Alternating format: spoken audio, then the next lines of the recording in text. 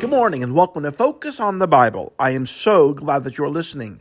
I want to begin by inviting you to our services at Eastside. We at 9 o'clock for worship, followed by Bible classes for all ages at 9:30, and then at 10:30 for a second period of worship.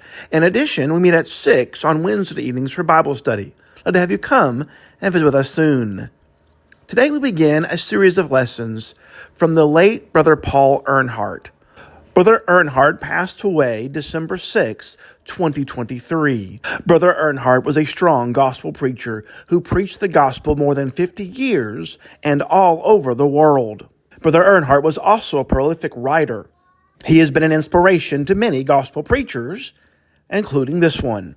The lesson we'll listen to is from November 5th, 2015, entitled God's Great Burden.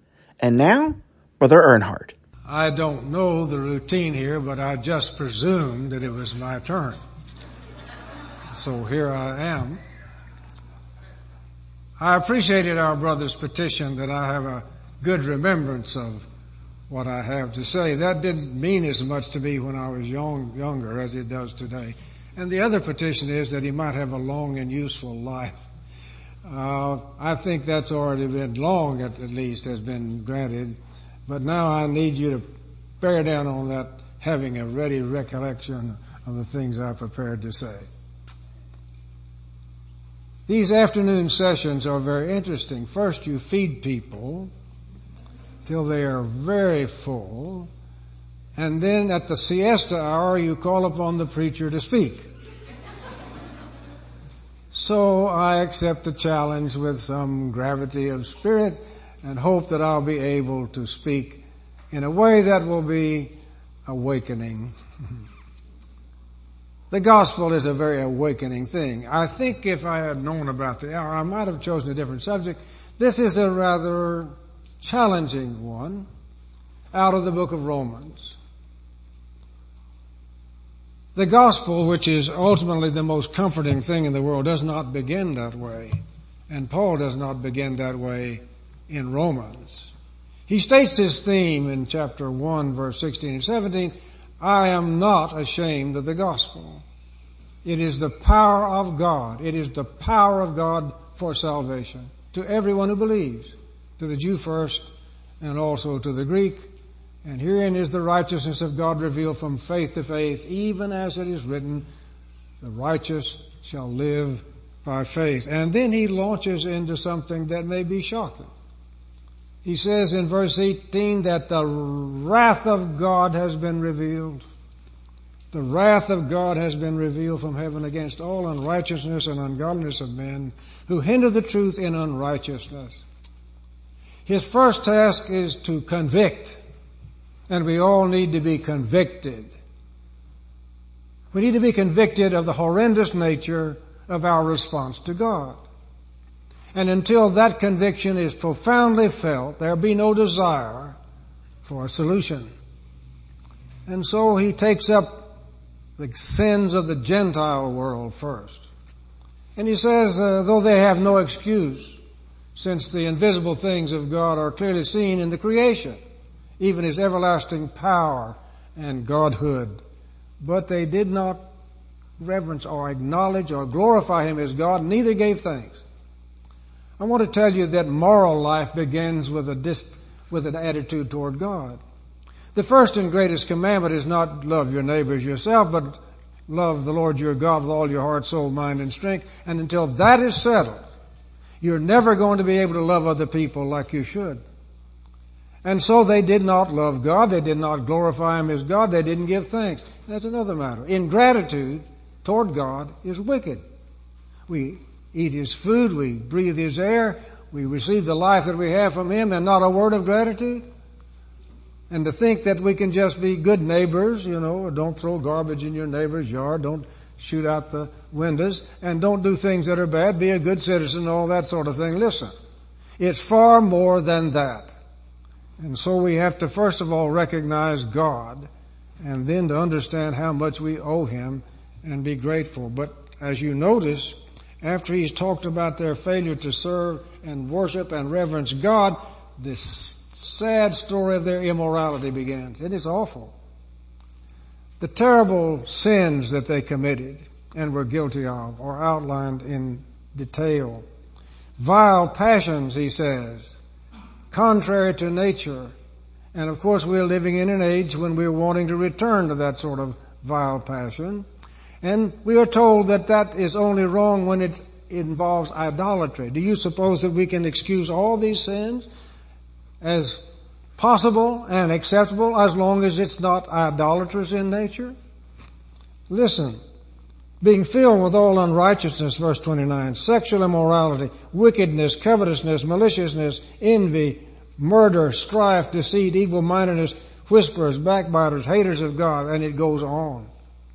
An awful cacophony of wickedness, of selfishness and arrogance and pride and lust.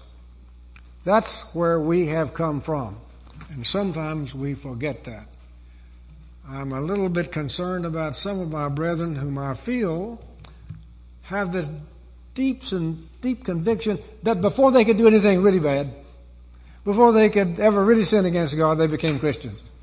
And now they're where they need to be, with the good people. If you want to be with the good people, don't hang around.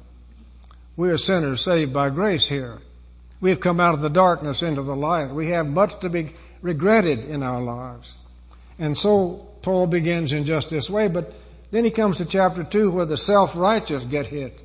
The people that are always talking to other people about how they ought to straighten up their lives, and they're not straightened up themselves. And that's true of Christians who are very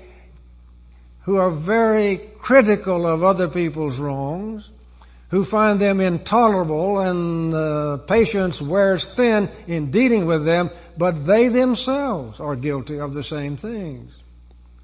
I've noticed myself in traffic. When I get so impatient with these other drivers and think about the times when I've done the very thing that I am upset about now.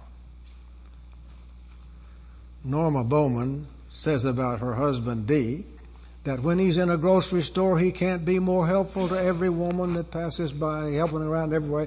But as soon as he gets to the parking lot, he tries to run down every last one of them. No, they didn't. You don't tell Dee that I told that story now. I'm sure you'll keep that to yourself. But we are like, that is wickedness. I mean, when we are so impatient with other people and we're guilty of the same thing, and the apostle says, you're not going to escape the wrath of God. And then he gets specifically to the Jews who claim to be the teachers of righteousness. They know it all. They have the covenant people, and they are circumcised by all means, and therefore they have no need to be penitent about anything, and they just need to be judging everybody else. Know anybody like that? Circumcision of the flesh is nothing, Paul said, when the heart has not been circumcised. And if you think that's only mentioned in Romans, you go back and read Deuteronomy and Jeremiah. Circumcision of the heart was a message of the Old Testament. You remember Stephen and his address to the Sanhedrin. When he comes to the last part of his address, he says, you're uncircumcised in heart and ear. So we can play the hypocrite. We can be so critical of others when we need to be judging ourselves. But he said all that to say, as he concludes in chapter 3, verse 9, what then, are we better than they? Not at all, for we have previously charged both Jews and Greeks that they're all under sin. That is, they are given to sin, they are slaves to sin, they are conquered by sin, and their lives are characterized by sin. What is sin? We don't talk about sin much in this culture. Talk about mistakes, errors. But sin means that I have violated the will of the eternal God. I've said to him, I will do what I want to do. I know what you want, but I'm not going to do that. We may be very polite about it, but it doesn't make any difference as you're polite. When you do not do the will of God, it's the same consequence as when you are very obviously very bold in your declaration you're not going to do the will of God. All have sinned in our text and come short of the glory of God. And the reason for that is that no system of law can help us. Law as a system intends to to take note of and identify the violator and punish. That's the purpose of law. And if you want to be under a legal system, if you want to get what you deserve, and people say, I want what I deserve. No, you don't. You don't want to get what you deserve. Because what we deserve is the wrath of God revealed from heaven. And I want to point this out to you. Some theologians have said that when Jesus came, God's wrath disappeared. They should have notified the writer of Hebrews, who says it is a fearful thing, Hebrews 10:31, to fall into the hands of the living God. And who says in the last verse of chapter 12, our God is a consuming fire. The wrath of God is real.